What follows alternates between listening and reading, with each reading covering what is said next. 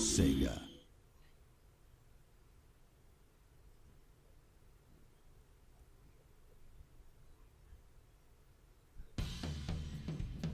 Hello and welcome everybody! This is your host, Learvok, and you're just in time for a new Let's Play. What are we Let's Playing? It's none other than the fantastic Sonic Generations. Finally, after, 9 games, we got a good Sonic game. Well, I guess Sonic Colors was good and like half of Unleashed. And what was it? You had Sonic 06, which it's not so much a game as it is a travesty. Then you have Sonic Heroes, which I feel like I'm the only person that likes it, that likes Sonic Heroes. And then I find like 5 other people that say it's good, and then like 15 people that say it sucks, which is whatever. And then you had of course, Sonic Adventure 1 and 2, which, I liked them as kids. I liked them as a kid. Sonic Adventure 1 hasn't aged very well. And I think Sonic Adventure 2 did a little better. It's not as bad. They fixed a lot of the problems. But it still hasn't aged all that well. The Child Garden is still, like, one of those most ingenious things anyone's ever done. And, let's see, of course, you got the original 2D Sonics, which were all those were pretty good. Oh, that's still happening, okay. Oh, yeah, because I still have, one thing I want to mention real quick, I am using mods for this. It's only one mod, really. For those of you that saw my, look at the Project Unleashed mod. I'm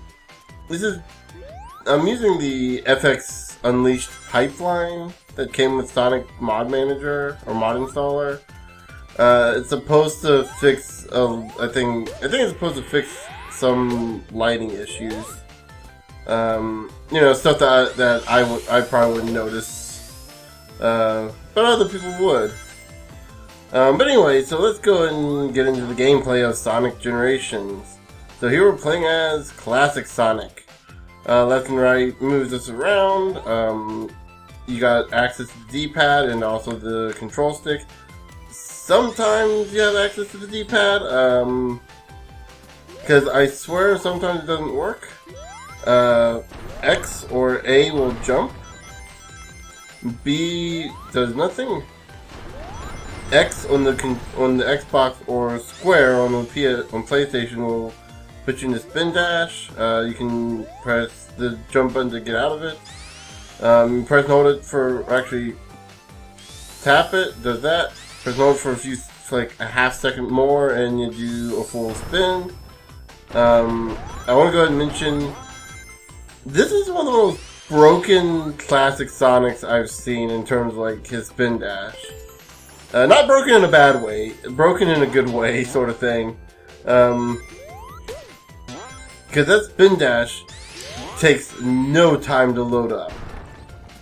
Whereas Sonic Mania's Sonic, which I'm not playing on my computer right now because of stuff like the Nouveau, and the fact that I already have it on the Switch right now, and so I'm not in a big hurry to get it again.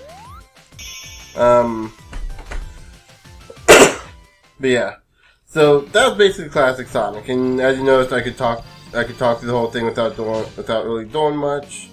I pretty much explained it, basic concepts: jump, explore, go fast. That's classic Sonic. Pretty much outside of the 3D aspect, this is the same Sonic you're used to as a kid. Maybe the controls are a little more. Not quite the same as the old Sonic, but let's face it, the old Sonic controls are a little wonky at times. And for all those Sonic fans out there, and I know you Sonic fans are going to react this way, because let's face it, Sonic fans are some of the most vitriol, chaotic fan base. Which is almost Hey guys, what's almost you having a party or something? almost poetic when you think about the overarching themes of chaos in this game. You know, stuff like the Chaos Emeralds. But yeah, the Sonic fan base is so vitriolic. I'm not saying anything bad about Sonic 1.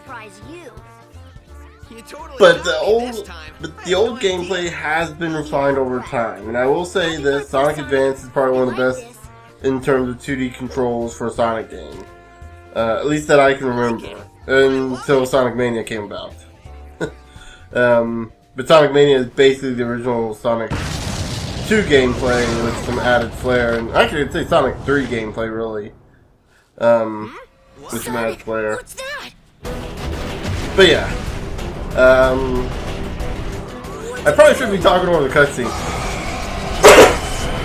I mentioned in my modern playthrough that I've been really enjoying Sonic Boom. I want to go ahead and mention that again. I've really been enjoying Sonic Boom. I love the voice actor for Sonic and Eggman, both Sonic and Eggman's voice actors. This is the same voice actors for this game are in Sonic Boom. I believe they've been the same voice actors since Unleashed. I want to say. I think Sonic X was when they officially started, but game-wise, I think it started in Unleashed. I can't remember Sonic's voice actor, but I think Robotnik's is Steve Pollock. I think. I saw an interview with him about voicing Eggman.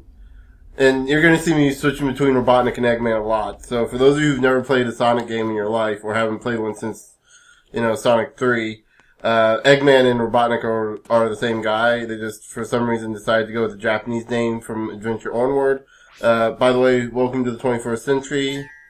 Yeah. So anyway, I'm going to go in and start the Act 2 mission, which is Modern Sonic. So, right from the get-go, you can press X to boost, which gives you the ability to boost. A in the air while you got this little reticle, you can do the homing attack. So you press A or X to jump. Then press again, you do this little whatever that is, and then you can target just about anything that can be a target. And yeah, so this is where the meat of this is where the real speed aspect of this game comes into play, because Modern Sonic's all about speed. Whereas Classic Sonic's a little bit more. Crud! I saved it. You're gonna see me suffering a lot more from this kind of blind commentary-itis with Modern Sonic, because I tend to be a little less. There we go. So one interesting thing you may have noticed with the boost there, when you do those stunts, it actually increases your boost gauge. The boost gauge, you may have noticed, is how much you have to boost before it runs out. You may have probably guessed that.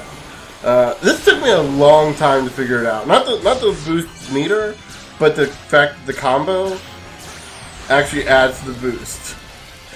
I was probably halfway through the third level, the third mission level, whatever you want to call it.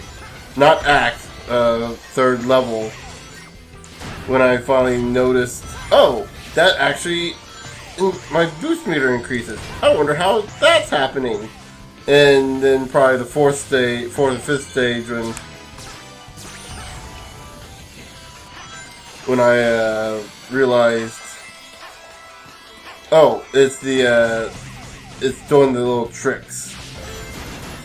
But yeah, so most of the controls you're seeing here is pretty much gonna be, oh, that always happens. Most of the controls here that I haven't explained, you're seeing on the screen are pretty much gonna be through the entire game. Which is partly why I'm not talking about them. Except for the combo here, you should probably know I'm just hitting the control stick. You do it in different directions. It changes the movies doing, but I just tend to do down all the time because it's just the first thing that pops in my mind. I'm not a very flashy person. I'm pretty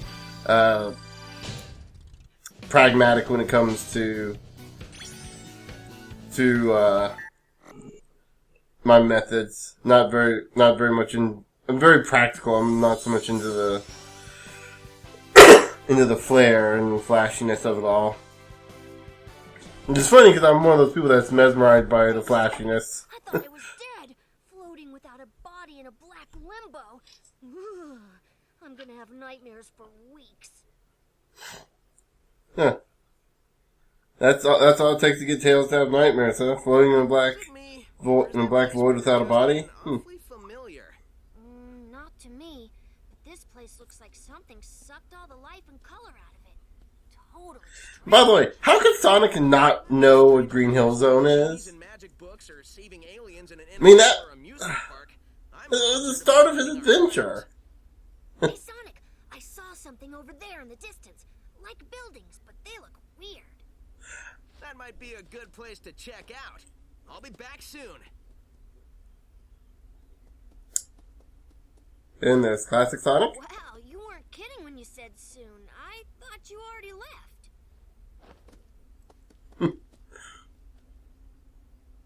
So, you may have noticed classic Sonic doesn't have a single line in this game. I personally believe it's because they couldn't get Jaleel White to voice him, and they knew that getting anyone else to try to voice classic Sonic would have had the fans amazingly pissed off. That or Sega was just being lazy. So once we complete a zone, both acts, we unlock one of our friends. We save one of our friends. We can talk to them, and they'll usually tell us, give us tips and tricks. Go back to those stages when you get a new skill to see what you can find. We're going to be getting into skills in a little bit. You may notice up here there's these little gray rings with stars in them. Well, these are actually supposed to be red rings. Somewhere in both stages are 5 red rings.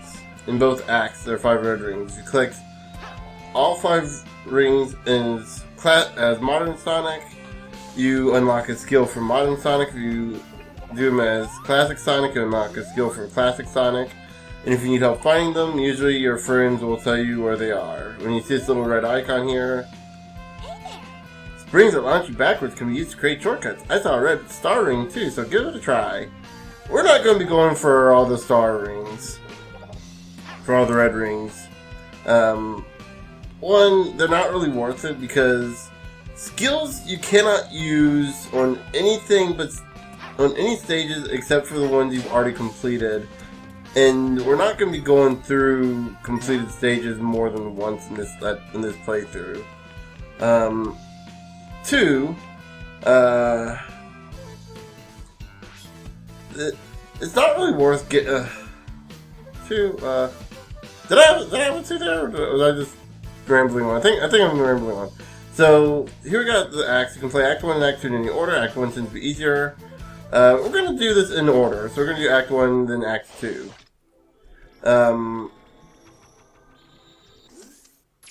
So here we are in Chemical Plant Zone, a classic level. I think at this point this is only redone 3 times, I think, in the entirety of Sonic, whereas Green Hill Zone is a little more well known. Oops. See if I can get this. This is basically. Can get up here? Nope. What the? Oh, okay. That's how they. Okay. Ooh, red ring. We won't be trying to get as many red rings as we can on one playthrough, though. I do want to say that. So yeah. One rule of thumb for classic Sonic is if you do want to go fast, the higher paths, the upper pathways, tend to be more encouraging of faster layouts. Of course, if you get hit by an enemy, that's a different story. One thing I failed to mention in the Green Hill stage. If you get hit by an enemy, you lose all your rings. Omo Chow probably already mentioned that, but I've been trying to ignore that little for a while now. That's all I can call it, is an nuisance is not strong enough of a word.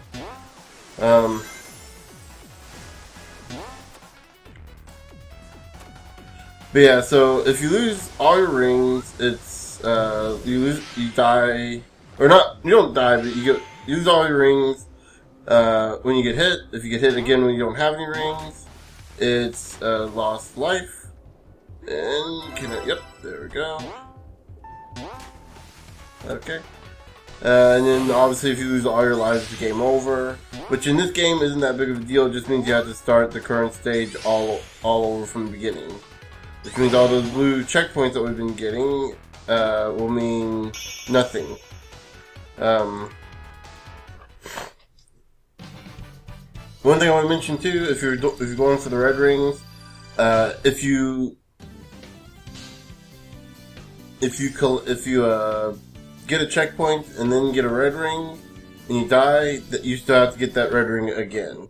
But if you get the checkpoint after you get the red ring, it stays locked in until you beat the stage. Obviously, if you restart the stage or leave the stage, you don't get the ring. So right there, we did a pretty good job. We got 3. Usually, from getting the rings, you get artwork and soundtracks, which can be viewed way back over here in the collection room.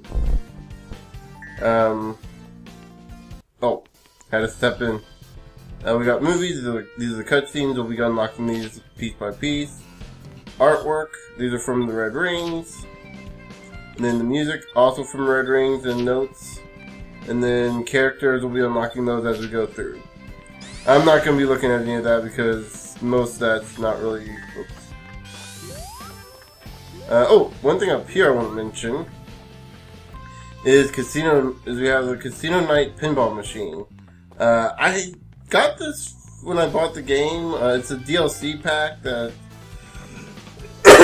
excuse me.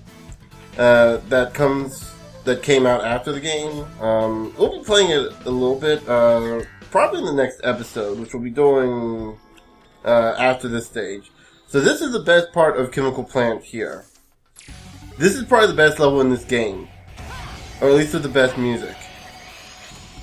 And I love this level, even though I suck at it. I just love the atmosphere, and I so screwed up. When I was doing I did a test play of this to see how much of my skill I still had, and this is about what it's like. I probably shouldn't be boosting, but the game encourages you to boost as Modern Sonic. Okay, so there we go. So, that was my fault. Okay, let me see if I can get this right. So, one thing I did when I did my test playthrough was die a lot. We might actually see a game over in this episode. And it's all because I'm trying to do something. Oh.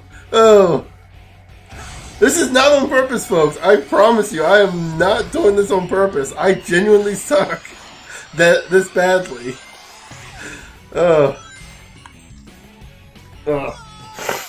to self: do not do the homing attack at that area. This is the 3rd time I've done that.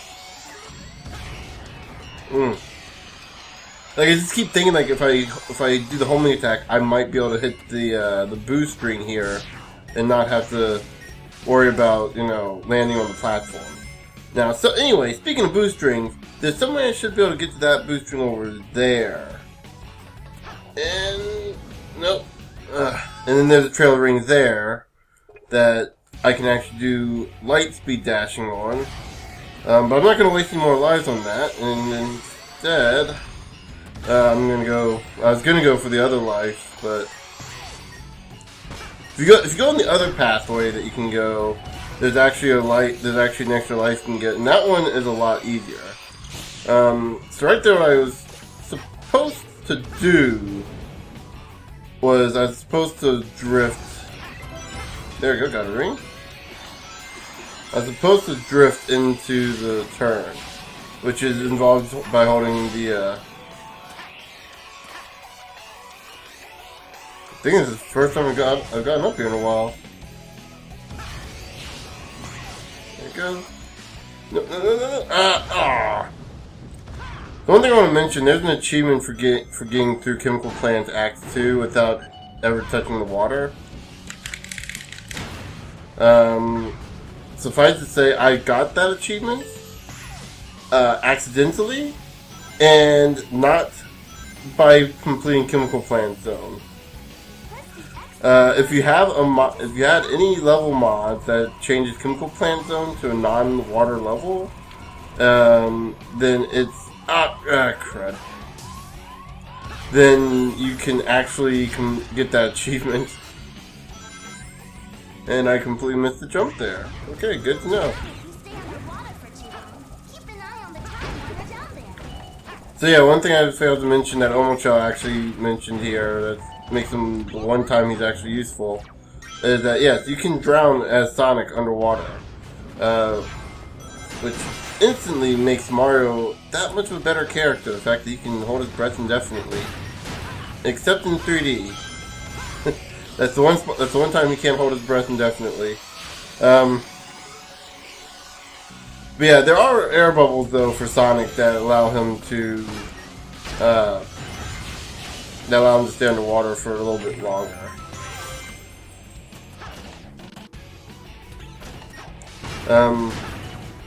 Let's see, what else am I gonna say? I don't know what else I can say.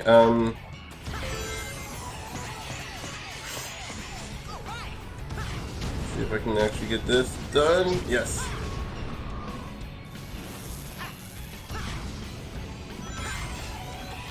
Okay, and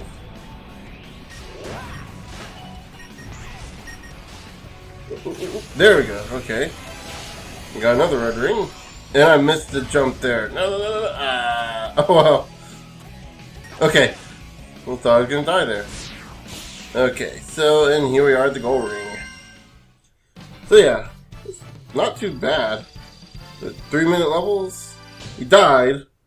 Did we? Yeah, no, we got perfect. Okay. No. Okay, we didn't. We did die. Okay, I thought we died.